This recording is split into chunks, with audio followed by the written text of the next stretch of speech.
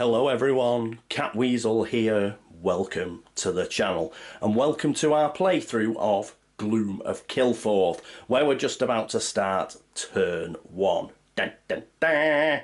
But before we do, one thing I forgot to mention in the introductory episode was the loot bag. The loot bag is surprisingly full of loot. As you can see, there's like gold and there's even bad stuff like traps. There's a trap, but there's good stuff like you can find a pony. How droll. Yes, so there's all sorts of stuff in here. There's also the dreaded nothing. So all sorts of goodies in there. So we will get an opportunity to draw out of the loot bag. Now, the observant amongst you will notice that this is my monster bag from Eldritch and Arkham Horror. There is a bag supplied with the game. The reason I'm using this is because it's got a nice wide opening at the top and because it's going to be all the way over here. And I'll be reaching over there, it's just easier to pull the tokens from. But the black bag that's supplied with the game is perfectly fine. So it's just me blinging up the game for the purposes of video, as I normally do. So there we go, that's the loot bag. The other thing we've got to do is, let's go through the saga in more detail, because we need to know what we're doing, man. So let's have a look. So we're doing the Take Fortress saga, and chapter 1 is... Evil forces are gathering in a forbidding mountain stronghold, attacking and pillaging the surrounding settlements in the lowlands. A vicious creature, sensing an easy raid, has come down from the fortress to attack your town. You must show it that the people have a new protector, then commence the search for its lair. Dun, dun, dun. So to complete this, we need to spend 5 gold and 1 regale action. A regale action is just one of the actions that you can take, costs you an action point, and in addition to the 5 gold, we'll need 3 keywords: mountain, plains, and enemy. So that's what we've got to find. We've got to go out into Kilfoth, we've got to do encounters, and we've got to get a mountain, plains, and enemy keyword, and find 4 more gold.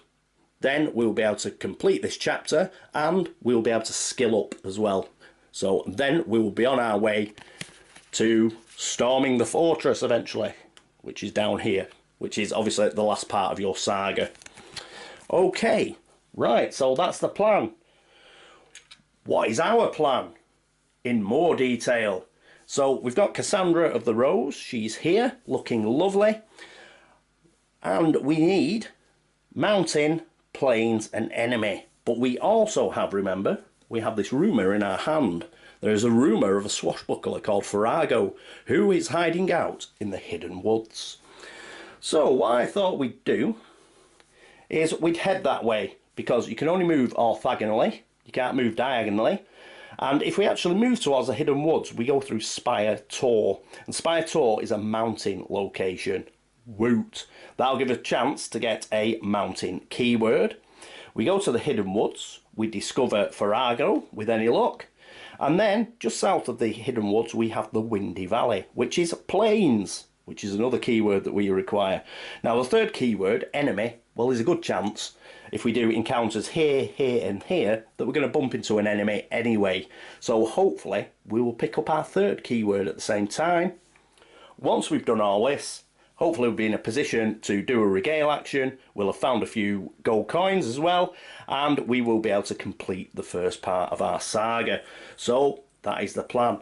Okay, why don't we get on with it? Let's zoom in a bit and see how we get on.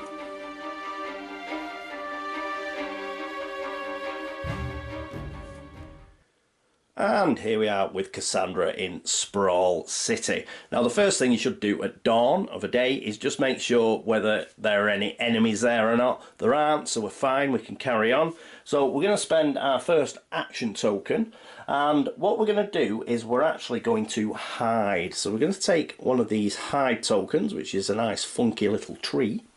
And I'm just going to pop it onto her standee here. Now I'm doing this with blue tack. Do not do this at home, kids. This is just for video purposes. I do this with the coloured stands as well. You've got a good chance of ruining your components by doing this. I'm only doing it for video purposes and I'm extremely careful. Do not do what Uncle Paul does. You've got a good chance of ruining the components. Don't do it. She is now hidden, so I'll put her back there. And why is she hidden? Well, hidden is very useful. It's very useful if you bump into enemies. It gives you the chance of surprise. It also gives you extra options during encounters, for example. You can sort of evade, that sort of thing. And during certain night phase effects, being hidden helps out a lot. So, but it does have a cost. It does cost an action. You're giving away an action. Sometimes, if you feel like risking it for a biscuit, you know, you can go without being hidden. Yeah, and just hope that that extra action, you can use it for something else. But it's the start of the game. Let's take it easy. Let's get hidden. So she's now hidden. What's she going to do for her second action? Well, for a second action, she is going to move. And she's going to move to Spire Tor, which is our mountain location right next door. So we've got a few things that we can do here. There isn't an encounter card there already. If there was, we'd have to deal with it, but there isn't. Now, if we want to encounter this location, then we have to do a search action, or we could sort of move. Yeah, we could go straight to the hidden woods, but let's see what encounters here. We're still hidden, so that does give us an option. Remember, we've only got 2 action points left, and we're using one now to search. So we're going to search at Spire Tor,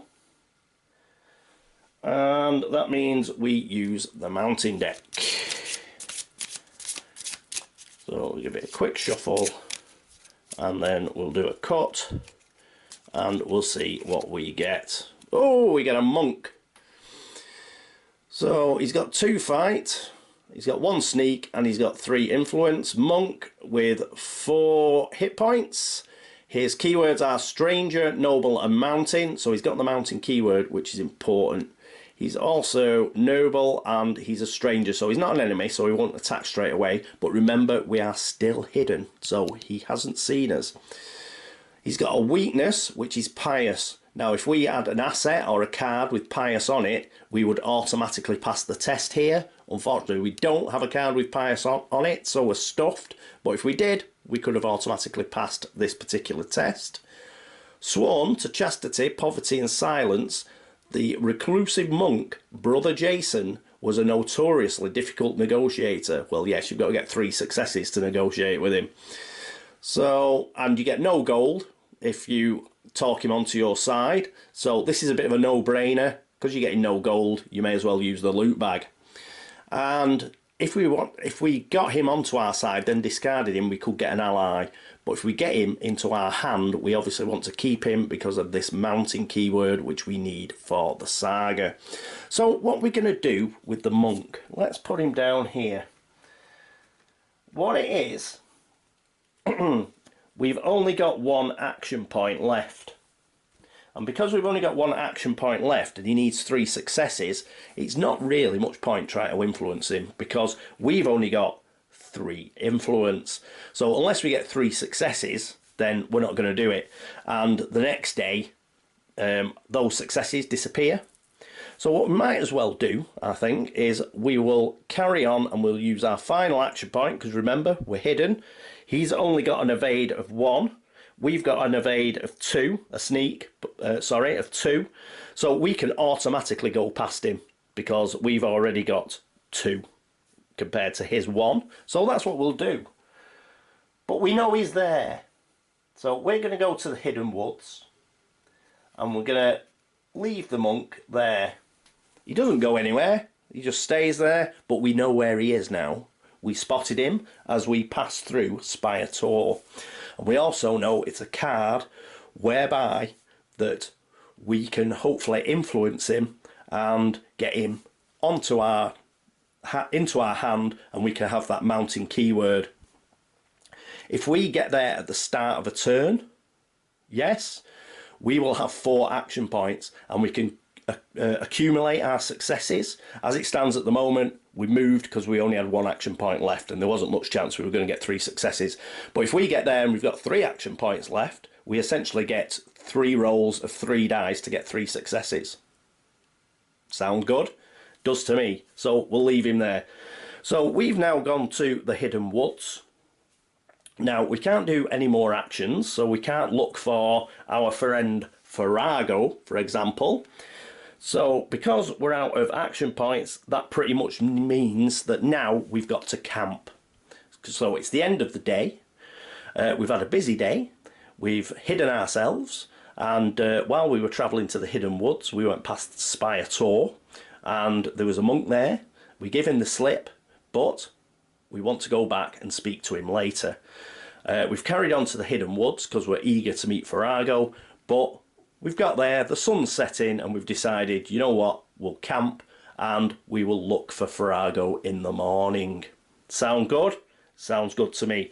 Another good reason for getting Farrago onto our side before we speak to the monk is it will give us an extra influence. So that is what we are going to do. So that is the end of the daylight phase. Next up is the night phase.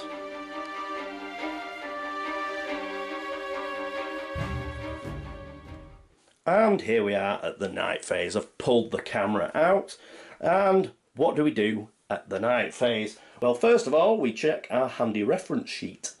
And is our hero at a gloom location? No, she isn't, because this is the first nightfall, so that's fine. She's not going to lose any hit points. Then the first player, or in this case, the only player, draws a night card. So that's what we're going to do. Let's get the night deck, give it a quick shuffle and a quick cut. And then what we'll do is see what the night holds for us. Well, there we go. Ooh. Civil War event. Civil War breaks out now that the Sprawl has fallen into gloom. Bloody hell, Sprawl City's gone into gloom. Ah! That's horrendous if we ever want to use the market. So, it's fallen into gloom, so that's pretty bad. Other than that, nothing else has happened. So, Sprawl City into gloom straight off. The game is not messing around. So we'll put the night deck back, and we've got to flick over Sprawl City. So let's have a look. You can still perform market actions here, but do not stop here overnight. You will lose 1 hit point. You'll also lose an action point as well. So there you go, Grim. Whoop, drop the card, why don't you? Let's make sure it's on its gloom side. So there we go, we've got our first location in gloom, and it's the main one. It's Sprawl City. So that is now in gloom. Is there anything else we have to do at the end of the night phase? Yes, there is, because we no longer are hidden. So we're not hidden anymore. Take that off very carefully. And Cassandra is at the hidden woods at the end of the night. She's no longer hidden, and she's getting ready to break camp. Okay, so that is the end of our first day and night in Kilfoth. Now I'm going to stop it there. It's going to mean it's quite a short episode, but it's my first play, and I want to give all you viewers a chance to say, you've done that wrong, so I can correct it. Because if I went away and did like 3 nights in a row, perhaps, or, you know, 3 days and nights, and I made an error, it'd be a lot more difficult for me to go back and change it. Hopefully I haven't done an error, and everybody can come on and say, yes, you did pretty well there, Paul, you're a bit of a dude, and fantastic. What we'll do as I get more confident, I will probably do more days and nights, you know, stick them together, perhaps do 2 at a time. But as is the first episode, we'll just leave it at the first day and night phase and see how we went on. So what are the plans though? What are the plans for tomorrow? The plans for the next day are we find this guy. So Farrago the swashbuckler, we get him on our team. He gives us an extra influence, which may be important for when we chat with the monk. We want to get the monk on our side because he has the mounting keyword. We need the mounting keyword for the saga. We also need a plains keyword. So hopefully we can get to the Windy Valley and we can have an encounter there and we can get a plains keyword. Woo! That will be awesome. But all that is for the next episode. Thank you for watching. Thanks so much for all the subscriptions. Thank you for all the help and support. Thank you for the likes, the dislikes, all the views, all of that is fantastic. Thank you so much. Thank you to everybody who's gone across to Board Game Links to watch the videos over there, and anybody who's gone across to BGG to like the video threads there or to make a comment. Anybody who's commented here, thank you so much. And as ever, if you've noticed any errors or have done anything wrong, please let me know and I will try and fix it for next turn. So that is it for episode 1. I hope that you will join me for episode 2. Until then, this is me, Cat Weasel, signing off. Toodaloo.